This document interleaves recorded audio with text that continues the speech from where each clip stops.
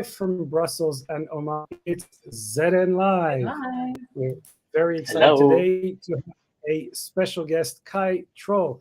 Kai is the president and one of the co-founders of Association World. He's also got extensive experience public speaking, moderating, involved in a number of different associations over his career, and is also very much interested in recreational sports, physical activities, and how to promote them. Kai just had a big event where Liora was one of the keynote speakers on associations. And I'd like to start with a question about associations. So from that discussion, what do you think are the biggest challenges facing associations in 2023?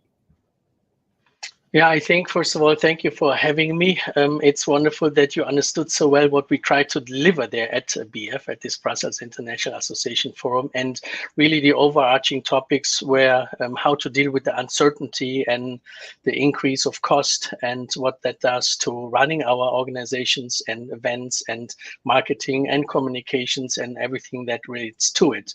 We talked about in a masterclass on how to take more time for ourselves and focus a bit more on learning and development, because I think there is overall the general census that unless we engage much more in learning and development and understand also what new businesses are doing and how we create cross collaboration, then we are not able to actually deliver what we are supposed to deliver, not ourselves as leaders, but also not for our associations and organizations. Yeah, and we're very strong believers in learning and training. And actually, tell us a little bit, one of the co-founders of Association World. There are a lot of associations, of course, you know, everybody in the bubble, but in our world knows about this. Why did you feel the need for a new organization, you and your co-founders? Yeah, we felt there is nobody out there really focusing on the how to do things. There is a lot of consultants, a lot of experts, a lot of agencies telling us what to do. But generally, we believe that we actually have a good idea what the strengths and weaknesses are. And we need to focus more on the how to do things. And this is exactly the platform that we created and established with associations. It is now the largest association community across Europe. And we are doing regular workshops and events that really focus on taking a holistic approach towards the development of the professional, but also then, of course, their organizations. Yeah, and associations are very interesting creatures. You know, they're a network of networks at so many levels. You know, there's people, companies, other associations, you know, national, local, global. So really, you know, this image of networks always gets into my head. And Liora, of course, you were at the event. You gave a fantastic keynote. I read all about it, saw some clips, and hope to see even more soon. What was your impression of the event and of this community, and some of your takeaways? I was very impressed with Kai's organization first and foremost, and also with the fact that there was very good social media before the events, providing all the speakers with their templates, and it was very heavily communicated about. That doesn't happen all the time, especially with associates, but actually with all organizations. So I was very impressed with that, but also with the way Kai had this personal contact with the speakers, making sure that they had everything they needed. So very impressive event. And in terms of the participants, very good community. As Kai says, it's a real community, very good vibes. People really wanted to learn, very positive. Sometimes you are in front of an audience and everyone's ready to criticize, right? And in this case, they were ready to learn. And that's a big difference. And they were ready, they wanted to learn. They were a lot of participation. Every question got so many answers. And yeah, so very impressed with the events. Although I do think that there's a lot to do still on the when it comes to digital, on social media. Yeah, and Kai, maybe a question to you about that, because I've seen, and you know, just before this event, I saw that you were posting, or the Association World handle was posting about the event. So do you do this mainly yourself? Do you have a team? How do you approach digital communication for this organization? Yeah, I think digital communication, like the whole area of communication, I think that's what a lot of associations are challenged with. And whether it's a small, medium-sized, or large type of organization, I think there is so much development in the field of communication. And I think it is especially the digital marketing, digital communication where people need help with. Typically, it is not an area where associations have a lot of resources built internally, like on the event side. So either you work then with experts that come in from outside, whether it's then an agency or a PCO. But I think generally what we do, we have a half person that focuses on communication that tells you already the weakness, and that is something we need to invest in next year. And generally, I think one learning coming out of BF was that there needs to be additional investment. I mean, I didn't know Laura was Mrs. Dynamite, to be honest. And I think that was a real eye-opener, generally the keynote, but also the workshop itself. So I think it really is then when people understand what actually needs to be done and also the possibilities. And of course, it always comes back to the funding and this and that. But if there is one area where we as associations need to invest, then it is in this communication element, and primarily then in the digital marketing, because generally we have people in our organizations who can write a press release and do a bit of work with the magazines and so on. I think generally people feel that LinkedIn and Facebook and TikTok and all this is a strategy. But I think we learned that this is more channels, and we need to focus more on an all year round 365 communications strategy, not move from one event to the other, not move from one campaign to the other. But the question is, how do we bring this together in an all year round strategy that really brings all this together? And then the question is, how much of a bigger role does digital marketing play in that? Because that is clearly the case. I can say that a lot of associations, especially when it comes to their events, feel that the traditional way of marketing and communication doesn't really get to their members anymore. It doesn't lead them to sign up for their events. For a lot of associations, the events are their cash cow, besides maybe the membership, especially if it's corporate trade associations and so on. So, but obviously there is something missing that we don't know yet and haven't figured out, that Laura was so nice to explain, what that actually is and what it means and how individual that also is per association. But it's clear that is where the investment needs to go. Absolutely. And I think you said it very well. It's about connecting your story, and digital is obviously a perfect way to link events with stories and issues and trainings.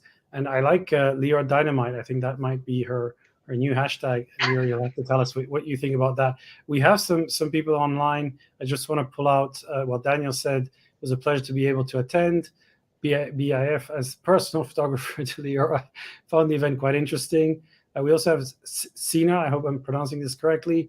I always enjoy speaking and participating at Association World events. It's been great to be with like-minded association professionals in one room to learn from each other. And as I think Leora said very rightly, it's about that networking, bringing people together who want to learn from each other.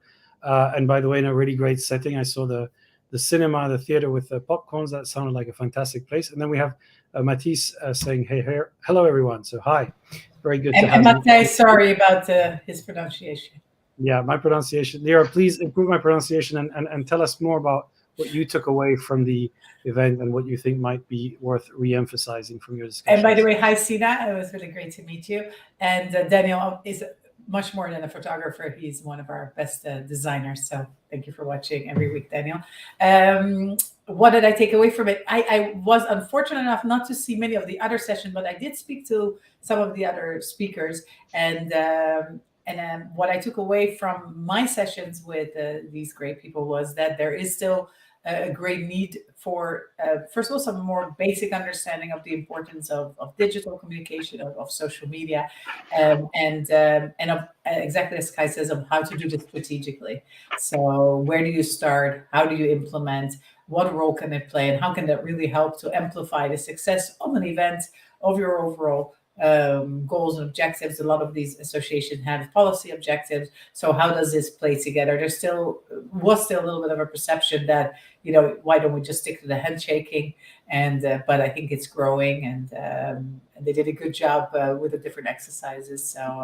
So I think we're getting there together. Yeah, and I saw that there was some good coverage online, some people sharing their experiences, and I think that this is about the importance of getting together, but then continuing the conversation online, and that's the one that reinforces your learnings, then sharing new things, new ideas, articles, videos, things that you learn from that particular encounter, but then it becomes an ongoing conversation. So I think that that's one of the critical things. Actually, we have Sina saying one of her major takeaways: we're all in similar situations.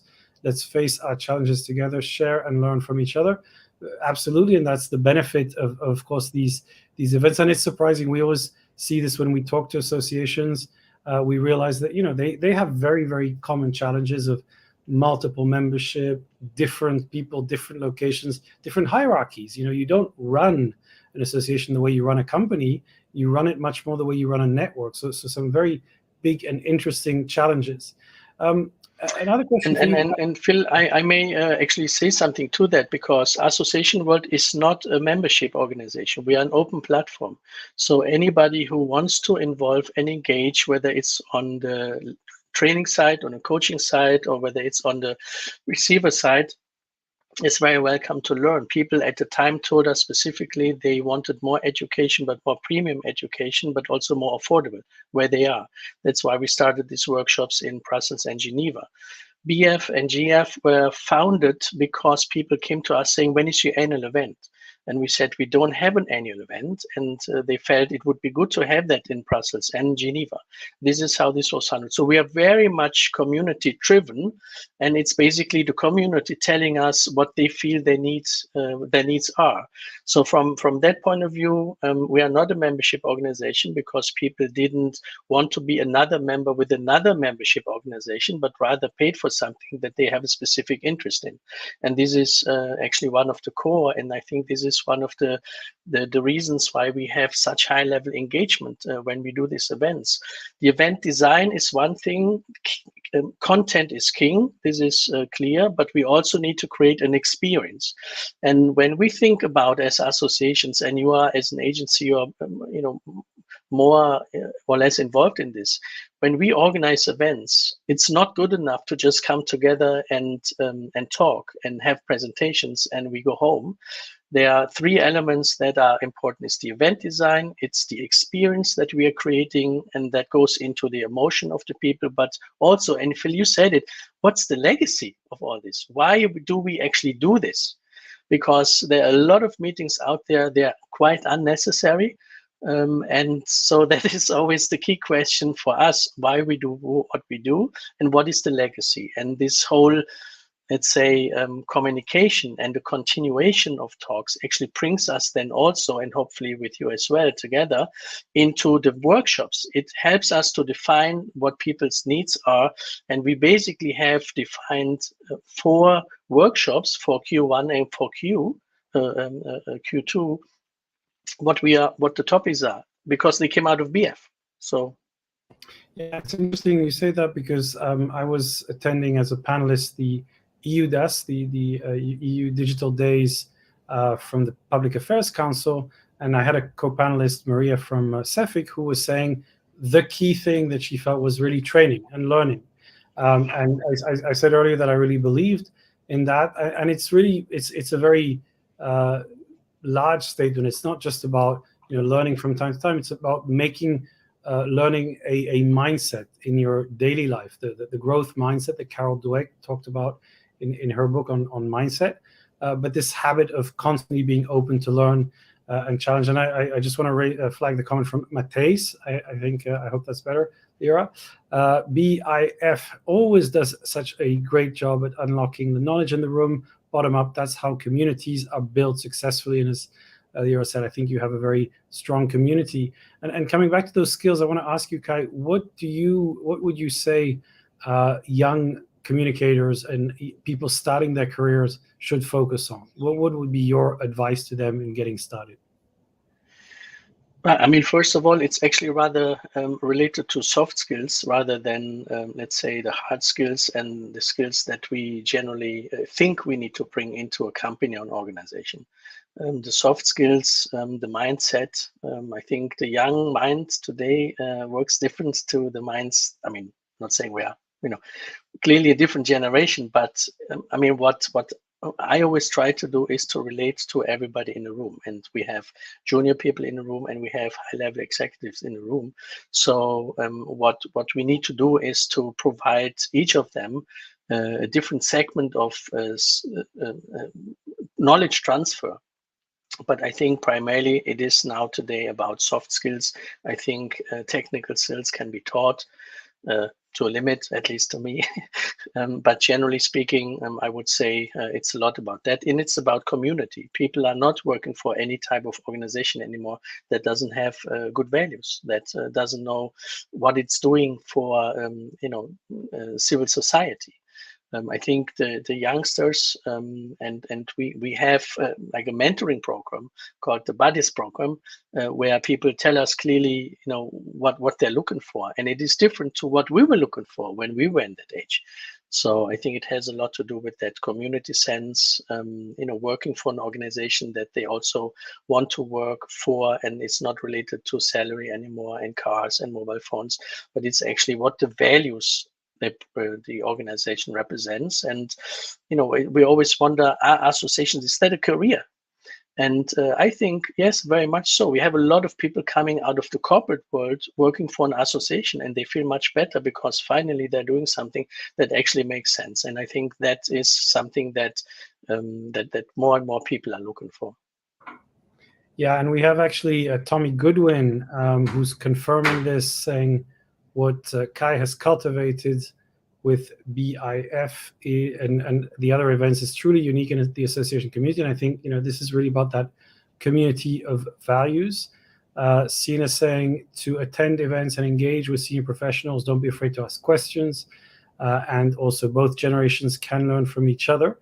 In fact, we just had last week our big network event, which we did online, in virtual reality. So this was an experiment for us, bringing 40 people in different spaces, and it was another way to kind of bring people together, exchange experiences. So it's quite fun. We're going to talk about this a bit more. We have a LinkedIn user, I don't know the name here. I totally agree with the values. Events and associations need to be purpose-driven to make an impact. And it's true, it has to be more than just a shopping list of things you want to do, but do you enjoy the people there? Do you have common principles that you share with them? So now it's time for some recommendations.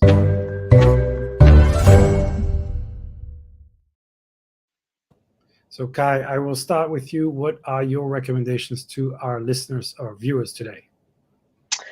Yeah, I would say generally maybe I have two recommendations. One is, I think as associations, we need to build much more cross collaboration. I think everybody works too much in a silo, and that also goes for associations and large nonprofits or small. I think everybody can learn from each other because each of them, actually do quite good things. And just think about if we put them all in a room and bring that all together, the amazing things that can actually happen. So much more cross collaboration that needs to take place, different sectors that probably have much more in common than people actually think. The second recommendation is there needs to be, and that is sort of the chicken and the egg situation, more investment into resource development and marketing communication generally. If we do all the great things that we do and we don't get the message out, we are not doing a good job and we are not fulfilling basically our mission. So we need collaboration and experts to help us do that. And I would like to make a recommendation about a book that one of our keynote speakers who really belongs to the family, Paul Wilkins from the Netherlands, has written and has given out to associations. And I know people use that as a guidance. It's the power of permanence, high performance principles to accelerate your business and career. So basically acceleration of strategy and performance, written in actually a way that you understand it. So that's the good news about it. And that's my recommendation to everybody. It's a nice read between Christmas and New Year. Fantastic. Now I'd like to go to you. And funnily enough, Paul is just leaving us a message. And he's saying, "What's unique Hello, about Paul. association?" Hi, Paul. What's unique about association world is that it's a community where you can ask for help. This cultivates engagement. As Leora mentioned in her workshop, this is also key for effective social media use. Happy that you're watching us, Paul, so you could see the recommendation of your book. And I didn't know that, Paul. I didn't know you were on. So wonderful. Great to see you, or not to see you, but read you. I am recommending something of people that I'm sure are not watching. Unfortunately, it would be nice if they were. It's absolutely mental. It's a paid podcast. I know I don't usually recommend paid podcasts by Ricky Gervais and Sam Harris. And the reason I'm saying that you should listen to this podcast is because I think it's perfect for teenagers and yourself in the car on a long car drive. And that's why I don't downloaded it. It's something that you all enjoy. It's thought-provoking, but funny. It's about subjects like, I'm just looking at the list. We listen to so many: determinism, the human brain, what are memories, what's deja vu, why do we sleep, why do we lie?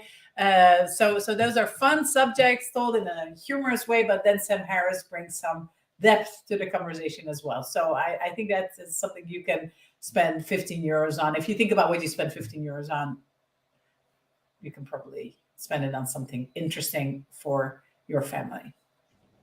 Excellent. I might check it out, actually. So my recommendation is a book by Tim Harford, an economist that I really enjoy. This is about the next 50 things that made the modern economy. There's actually a show on the BBC, but basically he talks about things that we don't really know, like, well, the tulip story, little things that shape the way we do. Sorry, the tulip story? And this is the bubble in the economic bubble. Okay. And things like, these are just chapters of a specific story. So 50 different chapters, postage stamp, who invented it, what happened, what's the story behind it. So very interesting and a nice read. Again, also good read for the Christmas New Year period. So I believe that's all we have time for. Thank you very much for all those comments. Thank you, Kai, for joining us.